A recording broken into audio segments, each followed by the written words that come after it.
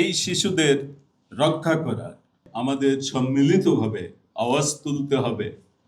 এই শিশু নিধন বন্ধ করতে হবে। আমাদের জাতিকে আমরা অনেক বড় বড় কথা বলি, কিন্তু এই প্ল্যান আমাদের কারণেই। আমাদের দেশের অনেক সংগঠন আছে, তারা এখন নিষ্ক্রিয় প্রায়। সরকারি কোনো সুযোগ সুবিধা পাচ্ছে না, তাদেরকে দেওয়া হচ্ছে না। নামে মাত্র সোশ্যাল ওয়েলফেয়ার কিছু অর্থ দিলেও আয়ের চেয়ে মানে যে গ্রান্ট দেয় তার চেয়ে খরচ বেশি হয়ে যায় ওই প্রসেস ফলো করতে, যে কারণে সরকারি সহযোগিতা কোনো প্রতিষ্ঠানই পাচ্ছে না। আমার মনে হয় শুধু কচিকণ্ঠের আসর নয়, সকল সংগঠনকে সম্মিলিতভাবে এগিয়ে আসতে হবে। আমি বিভিন্ন দাবি দেওয়া দেখছি গত 5 মাসে।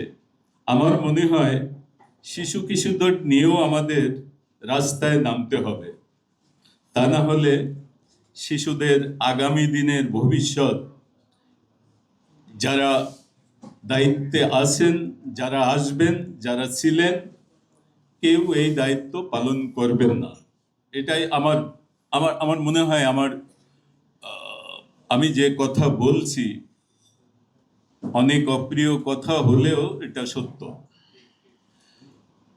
আমি কচিকণ্ঠের আসর শুধু নয়, সারা বিশ্বের সকল শিশু নাগরিকের পক্ষ থেকে আমরা সোচ্চার এবং নিন্দা জানাচ্ছি গাজা, ইউক্রেন।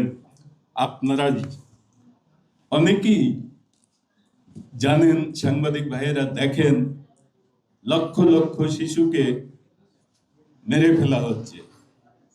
শুধু ইউক্রেন গাজা নয়, সিরিয়া, আফগানিস্তান, সোমালিয়া সহ বিভিন্ন দেশের এবং কিছু স্প্যানিশ দেশের শিশুদেরকেও নির্যাতন করা হচ্ছে।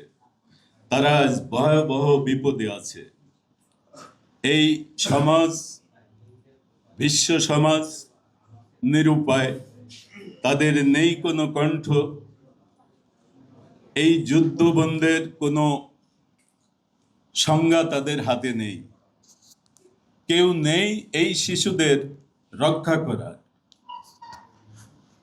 আমার মনে হয় আমাদের সম্মিলিতভাবে আওয়াজ তুলতে হবে, এই শিশু নিধন বন্ধ করতে হবে। এটার জন্য আপনারা সাংবাদিক ভাইয়েরা লিখবেন এবং সোচ্চার হবেন। তাহলেই বাচ্চারা আগামী দিনে, আমরা বলি আজকের শিশু আগামী দিনের ভবিষ্যৎ, তো ভবিষ্যৎ আমাদেরই তৈরি করে দিতে হবে।